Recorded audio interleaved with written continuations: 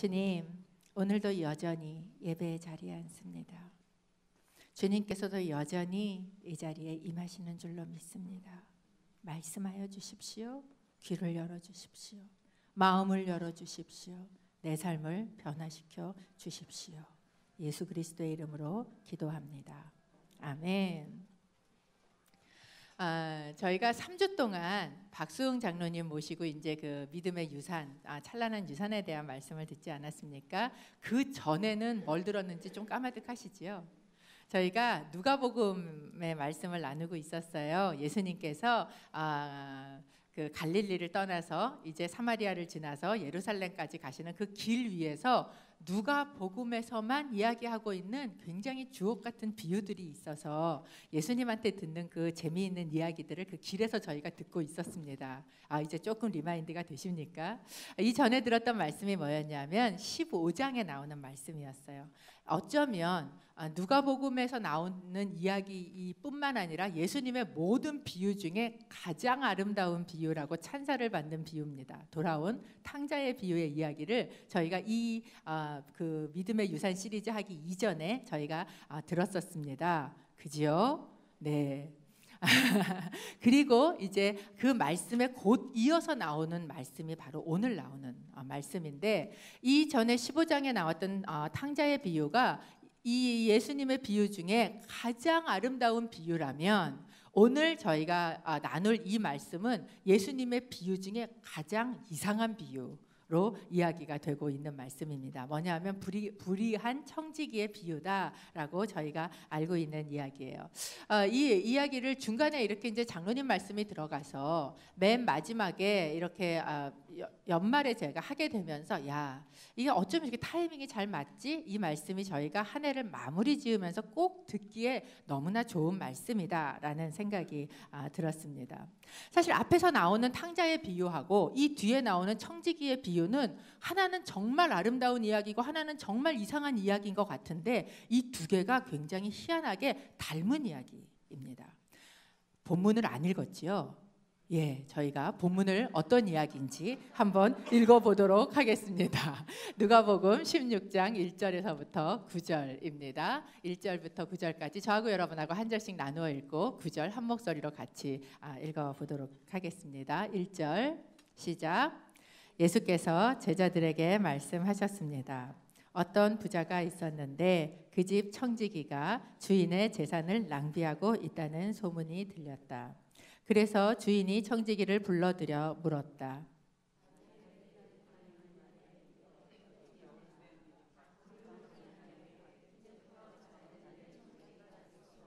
청지기는 속으로 생각했다. 주인이 내게서 일자리를 빼앗으려 하는데 내가 무얼 할 수 있을까? 땅을 파자니 힘에 부치고 빌어먹자니 창피하구나.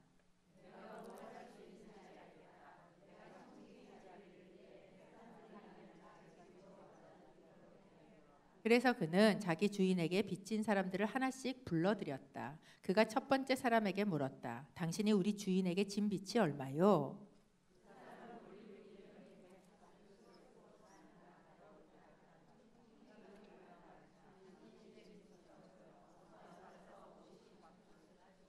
그러고 나서 청지기는 다른 사람에게 물었다. 당신의 빚은 얼마요? 그 사람은 밀 100코루스입니다 라고 대답했다. 청지기가 말했다. 당신의 빚 문서를 받아서 80코루스라 적으시오.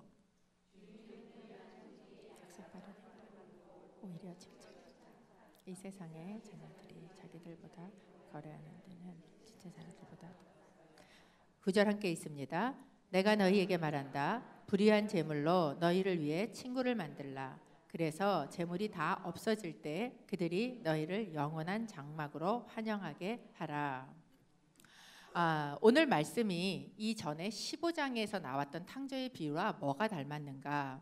1절에 보면 이렇게 말씀을 시작을 하고 있어요. 어떤 부자가 있었는데, 근데 그 부자에게 청지기가 한 명 있었다라고 이야기를 합니다. 탕자의 비유에는 어떤 그분도 부자지요. 어떤 부자에게 아들이 있었다. 오늘 말씀은 어떤 부자에게 청지기가 있었다라고 이야기를 해요. 이 아들도 어떻게 했냐면 그 재산을 다 낭비를 합니다. 그런데 오늘 말씀해 보니까 1절에 그 청지기가 주인의 재산을 뭐 하고 있어요? 낭비를 하고 있다라고 이야기를 합니다. 그런데 이 청지기에 대한 소문이 이제 이 주인에게 들려진 겁니다.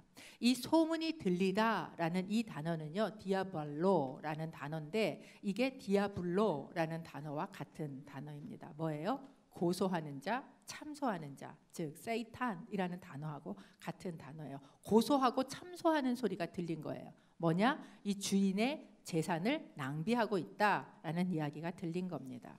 그래서 이제 그를 불러들이지요. 그리고 주인이 이야기를 합니다. 너한테 이런 말이 들리는데 이게 네가 왜 그렇게 했느냐. 이게 사정을 물어보지 않습니다. 뭐라고 이야기를 하냐면 이게 어찌된 일인가 그렇게 이야기를 하면서 장부를 정리하게 라고 이제는 네가 더 이상 청지기가 될 수 없어 라고 이야기를 합니다. 그런데 이렇게 얘기하는데 이 청지기가 한마디도 뭐 하질 않아요? 변명을 하지 않아요. 왜 그럴까요? 유구무원이기 때문에 그렇습니다. 그 말이 사실이기 때문에 그래요. 그러니까 뭐라고 반론을 하지 못하고 이제 그 자리에서 나옵니다. 그리고 그때부터 뭐를 하냐면 궁리를 하기 시작을 합니다. 3절에 이렇게 이야기를 합니다. 청지기는 속으로 생각했다. 주인이 내게서 일자리를 빼앗으려 하는데 내가 무엇 할 수 있을까? 땅을 파자니 힘에 붙이고 빌어먹자니 창피하구나. 이 탕자도 자기가 다 재산을 낭비해 놓고 난 다음에 궁리를 해서 자기 일자리를 찾았어요. 그런데 그 일자리로도 벌어먹고 살 수가 없었습니다. 동일하게 이 청지기도 자기가 궁리를 해서 무슨 일자리를 찾으려고 하는데 그걸로 살 수 있는 상황이 안 되는 사람이에요. 동일한 모습이지요. 결국 그가 생각해낸 것은 뭐였는가? 장부를 조작하는 것이었습니다. 그래서 주인에게 빚진 사람을 다 불러 모았어요. 그리고 그 빚을 깎아 주었습니다. 이 이야기를 여기까지 들으면 뭐 그렇게 이상할 거가 없는 이야기예요. 그런데 이 이야기가 진짜 가장 이상해진 이유는 뭐냐면 이 청지기를 주인이 뭐 했다는 거예요? 칭찬했다는 거예요. 이 사람을 데려다가 야, 너 왜 이런 사기를 쳐? 감옥에다 집어넣었으면 문제가 되지 않는데 이 사람을 정말 크게 칭찬을 했다는 데에서 우리가 이 말씀이 이상한 겁니다. 왜 주인은 이 청지기를 칭찬했고 도대체 이 이야기를 통해서 예수님은 우리에게 무슨 이야기를 해주고 싶으신 것일까요? 16장 8절에 이 주인이 뭘 칭찬했는지가 등장합니다. 함께 읽어볼까요? 8절 16장 8절입니다. 시작. 주인은 불의한 청지기의 약삭빠른 행동을 보고 오히려 칭찬했다. 이 세상의 자녀들이 자기들끼리 거래하는 데는 빛의 자녀들보다 더 약삭빠르다. 예수님께서 칭찬을 했는데 불의한 청지기에 라고 이야기를 해요. 이 이야기는 뭐예요? 이 청지기가 의롭다라고 칭찬하신 게 아닙니다. 우리는 이 이야기를 들으면서 그러면 이 사람이 착한 사람, 이제 우리는 이렇게 성경을 읽거나 글을 읽으면 착한 사람, 나쁜 사람을 당연히 나누는 습관이 있어요. 흥분지, 놀분지. 이걸 나누는 습관이 어릴 때부터 저희 안에 있죠. 그런데 이 사람이 착한 사람인지 나쁜 사람인지 모르겠는데 우리가 이제 이상한 거지요. 이 사람이 착하다고 얘기한 게 아니에요. 의롭다고 얘기한 게 아니에요. 이 사람에 대해서 칭찬한 말씀은 무엇이에요? 이 사람은 불의하지만 뭐가 되는 거예요? 이 사람이 약삭 빠르다라고 이야기를 해요. 개역 한글에 보면 이 약삭 빠르다라는 단어를 지혜롭다라고 번역하고 있어요. 이 불의한 청지기가 지혜롭게 했다라고 이야기를 하고 있습니다. 이 약삭 빠르다라는 단어를 2번이나 반복하고 있어요. 그러니까 굉장히 이 사람의 지혜로움 또는 이 사람의 약삭 빠름에 대해서 놀랐고 그것을 칭찬하고 있다라는 것을 보여주고 있습니다. 도대체 이 사람이 뭐가 지혜로웠을까? 어떤 면에서 이 사람의 약삭 발음이 지혜로 보여지게 되었을까 하는 것이에요. 이 사람이 뭘 알았어요. 뭐를 알았는가? 16장 4절 저희가 함께 읽어보겠습니다. 시작. 내가 무엇을 할 수 있는지 알겠다. 내가 청지기 자리를 잃을 때 사람들이 나를 자기 집으로 맞아들이도록 해야 되겠다. 이 사람이 알았다라고 이야기를 했어요. 뭐를 알았는가? 내가 청지기 자리를 잃을 때가 온다라는 것을 알았다는 거예요. 이 사람의 지혜, 예수님께서 이 주인을 통해서 예수님께서 칭찬하신 이 불의한 청지기의 지혜, 약삭 발음은 무엇인가? 끝을 알았다라는 거예요. 사실 청지기는 자기 것도 아닌 것을 자기 것인 것처럼 생각하고 살았어요. 그래서 그것을 낭비하면서 살았습니다. 불의한 인생을 살았어요. 그런데 어느 날 주인의 음성이 꽝 하고 들린 거예요. 장부를 정리하라 라고 들린 거예요. 이제 네 청지기로서의 인생은 끝날 것이다 라고 이야기를 했어요. 어쩌면 이 청지기처럼 살다가 장부를 정리해라 라는 이야기를 들은 이 사람의 모습이 인생을 살아가고 있는 우리의 모습하고 굉장히 비슷하다라는 생각이 듭니다. 2015년을 시작을 할 때 여러분 어떠셨어요? 아주 길게 남은 것 같지 않으셨습니까? 그런데 어느새 휙 하더니 이제 끝이 왔어요. 내 것인 줄 알고 시간도 내가 나한테 있는 시간 내 거지 그러고 막 이렇게 썼는데 어느 날 이게 내 거가 아니구나 라고 느끼는 순간이 온다라는 겁니다. 건강도 마찬가지예요. 나에게 이 건강이 나한테 항상 있는 것처럼 느끼고 젊을 때야 무슨 건강 걱정을 하겠어요. 그런데 어느 날 의사를 만나고 났더니 한마디 쾅 장부를 정리하십시오 라고 말하는 것처럼 이 건강이 어제의 내 건강이 오늘 내 건강이 아니구나 라는 것을 느끼는 때가 온다라는 거예요. 여러분 우리의 인생은요 한정적입니다. 우리의 시간도 그렇고 우리의 돈도 그렇고 또 우리의 건강도 한정적입니다. 사실은 내가 주인이 아닌 거지요. 내가 가지고 쓰고 사니까 내가 주인인 줄 알았어요. 그런데 어느 날 갑자기 주인으로부터 장부를 정리하게 라는 소리를 듣고 나면 나한테 있던 것들이 내 것이 아니었네. 나는 주인이 아니었네 라는 것을 깨닫는 때가 온다라는 거예요. 여러분 인생은요 어디 다른 종교에서 얘기하듯이 윤회를 하면서 끝없이 반복되는 것이 아닙니다. 시작이 있었으면 끝이 있어요. 우리의 인생도 그렇고 역사도 그렇습니다. 시작이 있었고 끝이 있다라고 성경은 저희에게 이야기해주고 있어요. 그것은 우리 것이 아니에요. 우리는 그 시간에 주어진 것을 받아서 누리고 있었던 청지기일 뿐이다라는 거예요. 그렇기 때문에 히브리서 9장 27절은 저희에게 이렇게 이야기를 합니다. 좀 함께 읽어보겠습니다. 시작. 한번 죽는 것은 사람들에게 정해진 일이며 그 후에는 심판이 있습니다. 한번 죽는 것은 끝나는 것은 정해져 있습니다. 그 후에는 심판이 있습니다. 성경은 모든 사람들에게 이렇다라는 것을 이야기하고 있어요.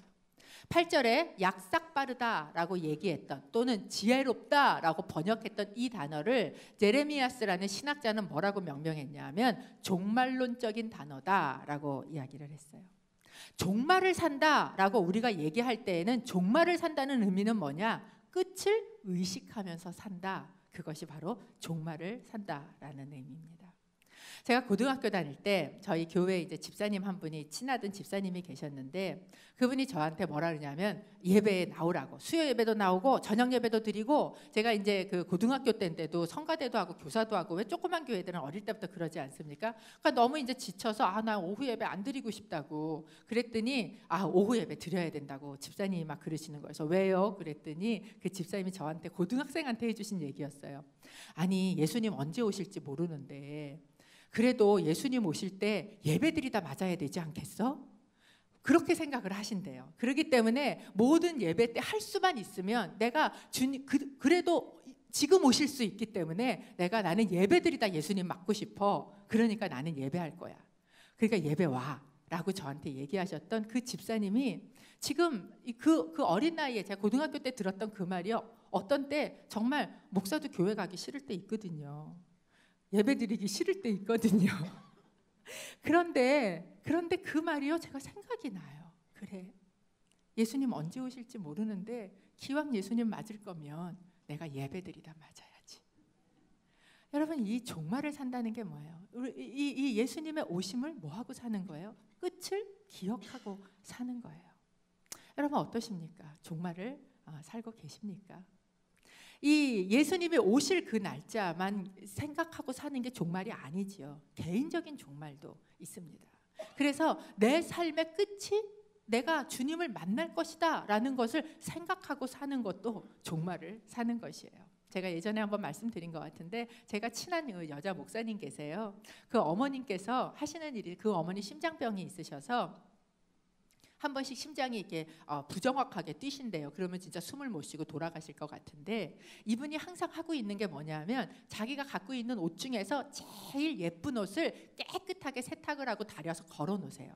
그러다가 이렇게 이제 생활을 하시다가 갑자기 심장이 이상하게 뛰면서 숨이 멎을 것 같으면 얼른 가서 그 옷을 갈아입으셔요. 그리고 침대에 누워요, 이렇게. 그리고 이제 내가 주님 만나나 보다. 난 주님 만날 때 제일 예쁜 옷 입고 만나야지.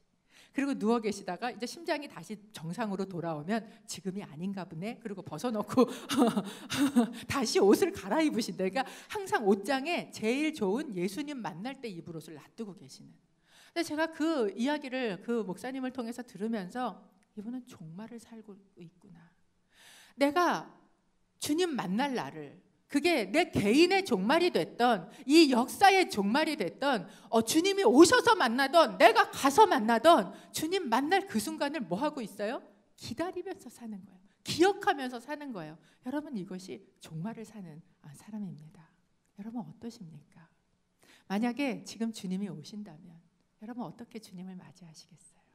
만약에 여러분이 내일 이 세상을 떠나고 주님 앞에 서신다면 아쉬움 없이 정말 기쁨으로 주님을 만나실 수 있으시겠습니까?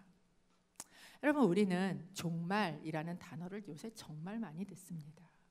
천재지변이 일어나고 이제 이 겨울에 또 엘니뇨가 온다지요. 점점 많은 천재지변이 일어나고 뿐만 아니라 그렇게 철옹성같이 안전하다고 생각했던 미국 땅에 쌍둥이 빌딩이 무너져 내리면서부터 여러분, 이 지구의 어느 곳도 이제는 안전한 곳이 없어요. 천재지변의 소리가 들리고 전쟁의 소리를 들리면 끝이 다가온 줄을 알라 얘기하셨던 것처럼, 그렇기 때문에 모든 사람들이 이 모든 현상들을 보면서 하는 이야기가 뭡니까?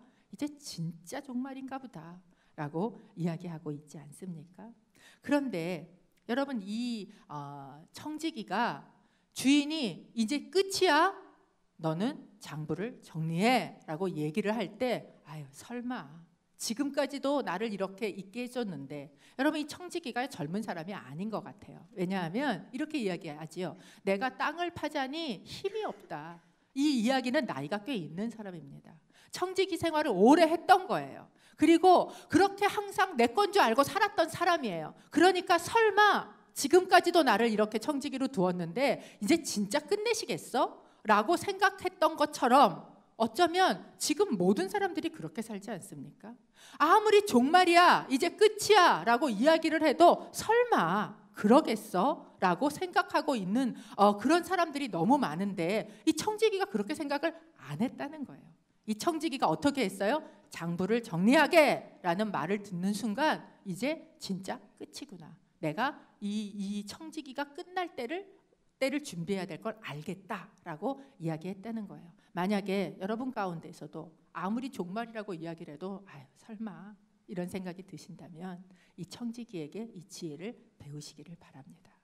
이 청지기가 두 번째로 왜 지혜로웠는가? 이 사람이요 생각만 하지 않았어요. 행동을 했다라는 것입니다. 16장 6절 7절 저희가 좀 같이 읽어보겠습니다. 시작. 그 사람은 올리브 기름 100바투스를 구웠습니다 라고 대답했다. 50바투스라 적으시오. 그러고 나서 청지기는 다른 사람에게 물었다. 당신의 빚은 얼마요? 그 사람은 밀 100고루스입니다 라고 대답했다. 청지기가 말했다. 당신의 빈 문서를 받아서 80고루스라 적으시오.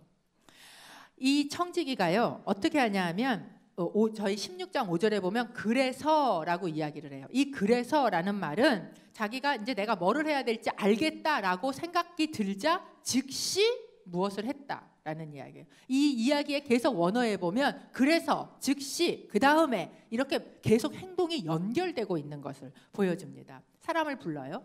불러서 이제 이야기를 합니다. 기름 빚진 자를 불러요. 이렇게 이야기합니다. 여기 앉아서 어서 앉아서 50바투스라 쓰시오. 이 개역에 보면 빨리 적으시오 이렇게 이야기를 해요. 이 행동이 어떻습니까? 지체하지 않아요. 미루지 않아요. 아유 좀 이따 해도 되겠지 이러지 않아요. 지금 빨리 이거 빨리 적으시오.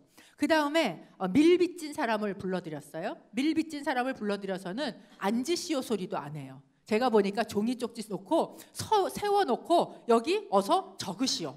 그러니까 앉히지도 않고, 그러니까 굉장히 이 분위기가요 지금 급박한 거예요. 빨리 이거를 해야 되는 거예요. 신속하게 움직이고 있는 것을 보여주고 있습니다. 그런데 이렇게 신속하게 움직이는 이 청지기의 행동이 우리가 볼 때는 이해가 안 가요. 해괴해요. 이게 뭐예요? 거의 사기 수준이에요. 근데 이 이야기를 저희가 사실은 유대의 그 사회를 좀 알아야 될 필요가 있습니다. 유대 사회는요 율법으로 자기 동족에게 돈을 빌려주고 이자를 받지 못하게 되어 있습니다. 출애굽기 22장 25절 저희가 좀 같이 읽어보지요. 22장 25절입니다. 시작. 내가 내 곁에 있는 가난한 내 백성 가운데 누구에게 돈을 꿔 주었다면 너는 그에게 빚쟁이가 되지 말고 이자도 받지 마라. 형제끼리 같은 동족끼리 너희가 뭐를 빌려줘도 절대 뭐를 받지 마라. 이자를 받지 마라. 빚쟁이가 되게 하지 마라. 이것이 하나님의 법이었어요. 그런데 여러분 이 법이라는 게 있으면 반드시 뭐도 있는 줄 아십니까? 편법도 있습니다. 특히 이 유대인들과 제가 보면 한국 사람들 되는 것도 없고 안 되는 것도 없는 종족인 것 같아요. 어쩌면 그 법 사이로 막 갈 수 있는 이 잔머리 지수가 높은 민족이 둘만 뽑으려면 저는 한국 민족하고 유대인이지 않을까라고 생각이 듭니다. 이 사람들이 편법을 만들었어요. 이게 법이 이러기 때문에 이자를 얼마를 받았다라고 쓸 수가 없어요. 그러니까 이렇게 하는 겁니다. 내가 10만 불을 빚을 이제 졌어요. 빚을 지면 거기 계약서를 쓸 때 내가 10만 불 빚을 지고 2,000 불을 이자로 내겠습니다라고 얘기하면 이거는 뭐가 돼요? 이건 불법이 돼요. 율법을 어기는 게 됩니다. 그런데 거기에다가 내가 빚을 12만 불, 10만 2천 불, 하여간 그 이자까지 포함해서 빚을 졌습니다라고 써버리면 그러면 그건 뭐가 돼요? 그거는 이자를 받는 게 아닌 게 되는 걸로 이 종이가 나오는 거예요. 그런 식으로 다 편법을 썼어요. 실제로 당시에 AD 33년경에 문서로 저희가 발견하는 것은 헤롯 아그리파 1세가 이제 자기 거를 막 다 써서 파산 직전이 됐어요. 그래서 이 왕인데도 돈을 빌렸어야 했습니다. 그래서 자기 집사를 보내서 돈을 빌리러 보냈는데 그때 2만 드라크마를 빌렸다라고 이 계약서를 쓰고 얼마를 받아왔냐면 17,500 드라크마를 받아왔다. 그러니까 뭐예요? 이게 우리나라 말로 하면 선이자 띄는 거예요. 그래서 아예 이자를 처음부터 원금에서 띄어버리고 받는 그렇게 했던 것이 당시의 그 통상적인 관례였습니다. 그런데 그때 이제 이율이 어떻게 됐냐 하면 이 밀이라는 것은요 20%의 그 통상적으로 이율을 받았어요.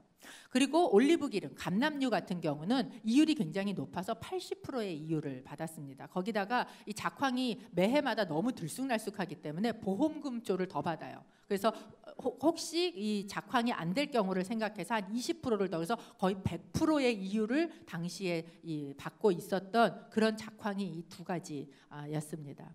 그리고 이 이율을 정하고 이것을 걷고 하는 일을 다 누가 하냐면 청지기가 하는 거예요. 그래서 청지기라는 이름은 단순히 소장농하고 다릅니다. 굉장히 많은 권한을 가지고 있어요. 뭐까지 가지고 있냐면 만약에 이제 소장농에게 빌려주잖아요. 이걸 땅을 빌려주고 그걸 해서 갖고 왔는데 그런데 그 해에 작황이 너무 안 좋아요. 밀도 얼마 안 나왔고 올리브도 별로 못 땄어요. 그러면 그 이유를 자기 재량 하에서 깎아줄 수 있는 그런 권한까지 있었던 게 바로 이때의 이 청지기였습니다. 그런데 이 청지기가 이제 이 주인한테 빚진 사람을 다 불러들이는 거예요. 다 불러들여서 무엇을 하고 있냐면 뭐만큼 빼주고 있냐 하면 그 이자 분만큼을 다 빼서 이 계약서를 다시 적고 있었다라는 거예요. 왜 그렇게 하고 있는가? 이 청지기가 아까 이야기하지 않습니까? 나는 지금 다른 일을 뭘 해보자니 나이도 많아서 힘도 없고 또 내가 그래도 어느 정도 체면을 가지고 살았는데 이게 빌어먹고 다니자니 그것도 창피해서 못하겠고 제가 생각을 해봤어요. 도대체 이 청지기는 이 돈을 갖고 뭐를 했을까? 보통 돈을 횡령을 하거나 빼돌리는 사람들은 그래도 하다못해 100만 불짜리 지분 하나 이 얼바인에 사놔야 되는 거 아닙니까? 그런데 그거 하나 다 안 해놓고 지금 아무것도 없게 이제 그만두면 누구네 집에 가서 살아야 될 집도 없는 모습이 돼 있는 게 이 사람이었어요.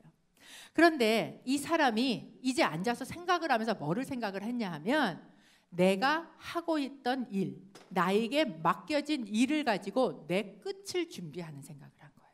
내가 뭔가 새로운, 뭔가 다른 것을 가지고 준비를 하는 게 아니라 이제까지 내가 해왔던 것, 그리고 내가 가지고 있었던 권한들, 그리고 이제 나에게 주어진 남은 시간을 가지고 나의 끝을 알았고 나의 끝을 준비하는 일을 했다라는 거예요.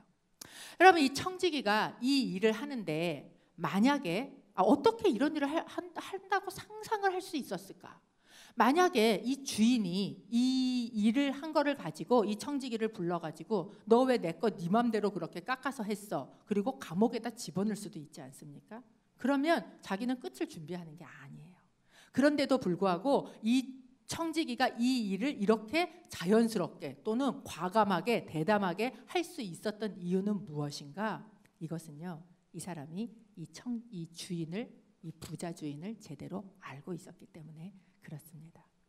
여러분, 이제 이 청지기가 사람들을 다 불렀어요. 이 저희 성경에 보면 각각 불러들였다, 하나씩 불러들였다라고 이야기를 하고 있고, 또 이 개역에 보면 전부 다 불러들였다고 이야기를 하고 있어요. 근데 저희가 쓴 것은 밀하고 올리브 기름 빌린 두 사람만 샘플로 쓰고 있는 거예요. 다 그렇게 했다는 거예요, 불러들여서. 그런데 이제 이 행동을 와서 같이 계약서를 다시 쓴 사람들을 보면 이 사람들은요, 이 청지기가 이제 이걸 내려놓을 거라는 사실을 몰라요. 그리고 이 청지기는 뭐를 가지고 있어요? 이런 일을 할 수 있는 권한을 가지고 있어요. 뿐만 아니라 이 청지기는 누구에게 속해 있어요? 그 주인에게 속해 있어요. 그러면 이 주인이 와서 이 청지기가 불러들여서 지금 모든 사람이 다 이 정도 이유를 받고 있는데, 이렇게 비싼 이자를 받고 돈을 빌려주고 있는데 이자분을 싹 다 없애고 원금으로 이것을 다시 쓰라고 하면 이 사람들이 어떤 반응을 보이겠습니까? 정말 고맙다고, 정말 이런 은혜를 내가 입는다고 하지 않겠어요? 뿐만 아니라 이 주인도 뭐를 받아요? 칭송을 받는 거예요. 어떻게 이렇게 다 비싼 이자를 받아야 빌려주는데 이렇게 원금으로 다 깎아줄 수 있지라고 생각을 할 것입니다. 이제 이 주인과 이 청지기에 대한 이 칭송이 모든 사람들 안에 가득해졌어요. 그리고 난 다음에 이 주인은 결정을 해야 합니다. 뭐를 결정해야 돼요? 사람들을 다시 다 불러들여서 이건 내 뜻이 아니다. 이거는 얘가 자기 임의대로 이렇게 했는데 얘는 청지기에서 이미 잘리는 애니까 이거는 무효다. 다시 이유를 내라 라고 이야기를 할 수도 있고, 아니면 그냥 은혜로운 주인으로 원금만 빌려주고 이자를 받지 않는 주인으로 남아 있을 수도 있어요. 그런데 이 청지기는 아까 이야기한 것처럼 나이가 꽤 있는 사람입니다. 오랫동안 이 주인하고 있었어요. 이 주인이 어떤 사람인지 알아요. 이 주인은요, 굉장한 부자입니다. 여기에 보면 이 가지고 있는 이 여기에 나오는 돈이 있잖아요. 어디 있나? 예, 보죠. 올리브 기름 100바투스를 빌렸다고 이야기를 해요. 근데 이 올리브 기름 100바투스는요, 한 3,000리터가 되는 양입니다. 감람나무, 올리브 나무 하나를 키워서 그 나무에서 열매가 한 120kg가 잘 되면 120kg가 나오는데, 이 120kg를 가지고 기름을 짜면은요, 한 25리터가 나와요. 그러니까 올리브 나무 150그루에서 잘 키워서 열매를 따서 기름을 짜야 이 3,000리터 정도의 올리브 기름이 나옵니다. 그러니까 굉장히 많은 양을 빚진 것이에요. 그리고 이게 어느 정도 돈이 되냐면 한 1,000데나리온, 은화 1,000데나리온 정도가 됩니다. 그러면 이 1,000데나리온이 하루 일당이 한 데나리온이거든요. 그러면 미국은 어떤지 모르겠지만 한국은 10만 원만 잡아도 이게 얼마냐 하면 1억이에요. 그러니까 굉장히 큰 돈을 빚진 것입니다. 뿐만 아니라 이 밀 100코루스라는 것은 은화 2,500데나리온에 해당합니다. 그러면 얼마를 빚졌다는 얘기예요? 하나로 치면 한 25억을 빚졌다라는 것을 저희가 알 수 있어요. 그런데 이 사람이 이렇게 큰 부자였어요. 그리고 이 큰 부자가 어떤 분이신가? 돈에 그렇게 연연하는 분이 아니라는 것을 이 주인은 알고 있었던 거예요. 그 돈보다는 이분한테 더 중요한 건 뭐예요? 이분의 명성이에요. 이분의 은혜예요. 그리고 이분이 내가 이렇게 했을 때 나를 잡아다가 감옥에 쳐넣지 않을 뿐이라는 것을 알았던 것 같아요. 그러니까 이 일을 한 거예요. 이 일을 해서 자기도 은혜를 입고 뿐만 아니라 다른 사람들도 은혜를 입도록 해서 이 사람들이 나중에 나의 친구가 되도록 했던 것, 그것이 바로 이 사람이었어요. 주인을 알 뿐만 아니라 주인을 믿었습니다. 여러분, 이 이야기의 주인공은 불의한 청지기가 아니에요. 1절에 보면 어떻게 등장하냐 하면 한 부자가 있었는데, 그러니까 이 이야기의 주인공은 누구예요? 한 부자예요. 누구십니까? 우리 하나님이세요. 여러분, 우리 하나님은요 엄청난 부자십니다. 맞습니까? 하늘과 땅과 온 우주와 그 모든 것을 다 갖고 계신 부자가 바로 우리 하나님이세요. 그리고 그것을 누구에게 맡기셨어요? 인간에게 맡기셨어요. 청지기로. 그런데 이것을 받은 인간이 그 사명을 가지고 제대로 하지 못했어요. 낭비를 했어요. 그러니까 마치 사탄이 고소하듯 인간은 심판받아 마땅합니다 라고 심판을 내리는 그 고소를 받고 참소를 받고, 이제는 한번 죽는 것은 정해진 것이니 그 후에는 심판이 있는 그런 삶의 모습 가운데 들어간 게 바로 인간의 모습이다라는 거예요. 이제는 심판대 앞에 쓸 것을 기다리는 일만 남았어요. 이제는 장부를 들고 가서 마지막 계산할 시간만 남았어요. 그 짧게 남아있는 시간, 그 시간 동안 내가 해야 될 일은 무엇입니까? 장부를 뭐 하는 거예요? 정리하는 것이에요. 장부를 정리할 시간만 내게 주어졌어요. 그런데 그 주어진 권한과 그 주어진 시간과 주어진 장부를 들고 이 청지기가 했던 일은 무엇인가? 모든 사람에게 은혜를 입도록 했다는 거예요. 내가 가지고 있는 것을 가지고 그 사람들이 은혜를 입는 일 가운데 쓰었다라는 것을 저희에게 보여주고 있습니다. 16장 9절에 이 사건을 가지고 예수님께서 이것을 해석해 주시는 이야기가 있어요. 이렇게 이야기를 합니다. 함께 읽어볼까요? 시작. 내가 너희에게 말한다. 불의한 재물로 너희를 위해 친구를 만들라. 그래서 재물이 다 없어질 때 그들이 너희를 영원한 장막으로 환영하게 하라. 여러분, 이 불의한 자가 했던 일을 예수님이 뭐라고 이야기하고 있어요? 지금 돈보다 사람을 중요하게 여겼다는 거예요. 한정적인 것보다 영원한 것을 준비할 수 있었다는 거예요. 지금이 아니라 지금이라는 짧게 주어진 남아있는 시간을 가지고 영혼을 준비할 수 있었던, 미래를 준비할 수 있었던 이 사람이 지혜로운 사람이다 라고 칭찬하고 있는 거예요. 이 사람이 어떤 사람의 가장 세속적인 사람일 수 있어요. 그런데 그것을 가지고 이 사람은 뭐를 하고 있었어요? 내가 가진 이 한정적이고 어떻게 보면 영원하지 않은 것을 들고 영원한 것에 투자할 수 있는, 그리고 내 끝을 준비할 수 있는, 종말을 준비할 수 있는 이 사람은 어떤 사람이다? 지혜로운 사람이다. 이 사람 정말 지혜롭구나 라고 주인이 껄껄껄 웃었다라는 거예요. 왜? 이 주인한테는요 그 돈이 중요한 게 아니었어요. 이 주인한테는요 뭐가 중요합니까? 어쩌면 이 청지기가 중요했을 거예요. 여러분, 당시에 청지기라는 이 사람은요 거의 가족 같은 사람입니다. 그래서 이만한 권한을 주고, 그리고 가족처럼 이 집에서 가지고 같이 데리고 살고 있는, 왜 옛날에 보면 집사라고 하나요? 이렇게 정말 가족처럼 같이 가고 있는 이 사람이 바로 청지기였어요. 그래서 이 사람이 어쩌면 이 청지기가 정말 중요한 사람이었을 것입니다. 이 사람은 어떤 사람입니까? 지금을 가지고 미래를 준비했어요. 그리고 한정적인 시간을 가지고 영혼을 준비했다라는 거예요. 이런 사람을 성경은 뭐라고 얘기하나? 제자라고 이야기를 합니다. 제가 이 비유를 이야기할 때 비유는 이 내용보다 사실은 누구에게 주어지고 어떤 상황 가운데 주어졌는가 더 중요하다고 말씀을 드렸지요. 16장 1절에 보면 이 이야기가 이제 이전의 비유가 끝난 다음에 다시 이야기를 하는데 이렇게 이야기를 합니다. 예수께서 제자들에게 말씀하셨습니다. 어떤 부자가 있었는데 그 집 청지기가 주인의 재산을 낭비하고 있다는 소문이 들렸다. 누구에게 이야기를 하고 계셔요? 제자들에게 이야기를 하고 계셔요. 사실 비유가 계속 이어지고 있습니다. 그런데 이전에 15장의 비유를 이야기할 때는 누구에게 이야기하고 계셨냐면 세리와 죄인과 바리새인과 율법학자 그들 모두에게 이야기를 하고 있었어요. 즉, 이 탕자의 비유는 누구보다도 이 불의한 청지기의 비유하고 비슷합니다. 낭비를 했고 낭비를 한 자가 그 주인의, 돈의 주인의 은혜의 자기를 기대요.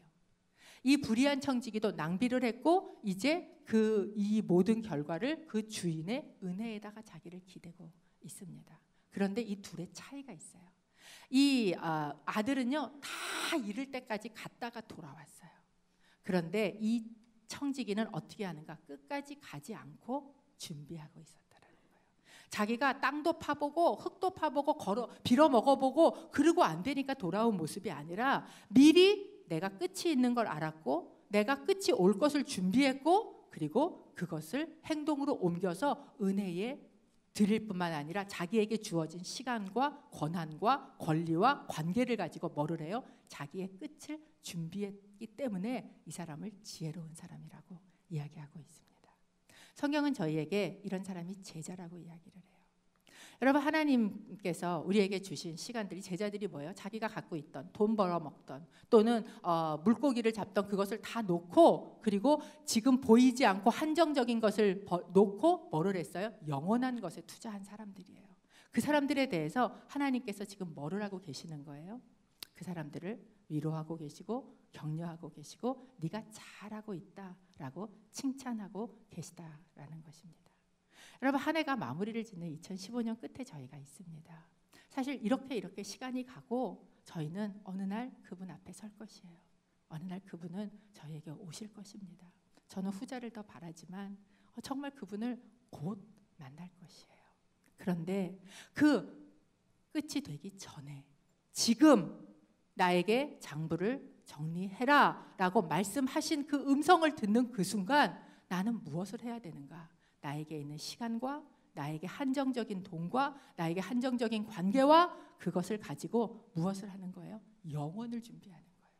그것을 가지고 끝을 준비하는 거예요.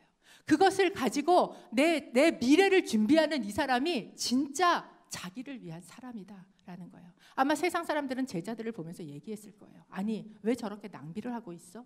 라고 얘기했을지 몰라요. 왜 자기를 위해서 안 살고 저러고 살고 있어? 우리가 아까 찬송했던 것처럼 먼저 그의 나라와 그의 의를 구하라고? 그런 어리석은 짓을 어떻게 해? 먼저 나부터 뭘 챙겨야지. 그런데 이 불의한 청지기가 했던 것처럼 뭐예요? 자기의 그 시간을 들여서 그것을 가지고 뭐를 하고 있습니까? 사람들에게 은혜를 받도록 하는, 사람을 살리는 일들을, 사람을 돕는 일들을, 영혼을 준비하는 일을 하고 있었다라는 거예요. 그런 사람들을 제자라고 이야기하시고 그리고 그들을 칭찬하고 격려하고 계시는 말씀입니다. 오늘 이 연말에 하나님 앞에 나와 이렇게 예배하고 있는 여러분, 아마도 하나님께서 그렇게 이야기하고 계시는 것 같아요. 야, 네가 네 시간을 영혼을 위해서 쓰고 있냐? 네가 네 재물을 사람을 위해서 쓰고 있냐? 네가 너를 위해서가 아니라 너에게 남겨져 있는 작은 시간을 하나님을 위해서 쓰고 있냐? 지혜롭다. 사람들이 뭐라고 얘기할지 모르지만 정말 칭찬받아 마땅하다. 사람들이 이해할 수 없을지 모르지만 내가 너를 칭찬한다 라고 이야기하고 계시는 것 같습니다. 제가 시를 한 편 해놨습니다. 떠주실 텐데요. 신과의 인터뷰라는 시예요. 혹시 여러분 아시는 분이 계십니까? 이 말씀을 저희 한 해를 마무리하면서 하나님 앞에서 저희가 함께 좀 봤으면 좋겠습니다. 제가 읽어드릴 때 여러분 한번 보십시오. 어느 날 나는 신과 인터뷰하는 꿈을 꾸었다. 신이 말했다. 그래, 나를 인터뷰하고 싶다고? 내가 말했다. 네, 시간이 있으시다면. 신이 미소 지으며 말했다. 나의 시간은 영원. 내게는 충분한 시간이 있다. 무슨 질문을 마음속에 품고 있는가? 내가 물었다. 인간에게서 가장 놀라운 점이 무엇인가요? 신이 대답했다. 어린 시절이 지루하다고 서둘러 어른이 되는 것. 그러고는 다시 어린 시절로 되돌아가기를 갈망하는 것. 돈을 벌기 위해 건강을 잃어버리는 것. 그리고는 건강을 되찾기 위해 돈을 다 잃어버리는 것. 미래를 염려하느라 현재를 놓쳐버리는 것. 그리하여 결국 현재에도 미래에도 살지 못하는 것. 결코 죽지 않을 것처럼 사는 것. 그러고는 결코 살아본 적이 없는 듯 무의미하게 죽는 것. 신이 나의 손을 잡았다. 우리는 잠시 침묵에 잠겼다. 그런 다음 내가 겸허하게 말했다. 시간을 내주셔서 감사합니다. 당신의 자식들에게 그 밖에 하실 말씀이 있으신가요? 신이 미소 지으며 말했다. 내가 이곳에 있음을 기억하기를 언제나 모든 방식으로. 하나님이 계심을 기억하면서 사는 것, 그것이 종말을 사는 것입니다. 오늘 성경은 저희에게 선포합니다. 장부를 정리하라. 끝이 있다. 내가 올 것이다. 너는 나를 만날 것이다. 내가 네 손에 들려준 장부가 있는데 그 장부를 가지고 너는 내 앞에 설 것이다. 그러니 네 장부를 정리해라. 내게 주어진 시간과 내게 주어진 재물과 내게 주어진 관계와 내게 주어진 역할을 가지고 정말 주님 만나는 순간을 준비했으면 좋겠습니다.